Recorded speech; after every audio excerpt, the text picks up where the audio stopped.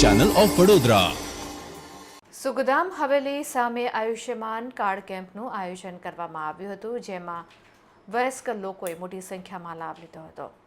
શહેરના પૂર્વ વિસ્તારના સુખધામ હવેલી સામે યુવા કાઉન્સિલર, આંતરરાષ્ટ્રીય પુષ્ટિ માર્ગીય વૈષ્ણવ પરિષદના ઉપપ્રમુખ નૈતિકભાઈ દક્ષેશભાઈ શાહના સુંદર માર્ગદર્શન અને આયોજન હેઠળ વયવંદના અંતર્ગત 70 વર્ષથી વધુ ઉંમરના લોકોની ઓનલાઈન આયુષ્યમાન કાર્ડ કેમ્પનું ત્રિદિવસીય સુંદર આયોજન દ્વારા 300થી વધુ વયસ્કોએ પોતાના આયુષ્યમાન કાર્ડ માટે સ્વયંભૂ આવીને કાર્ડ કઢાવતા જોવા મળ્યા હતા.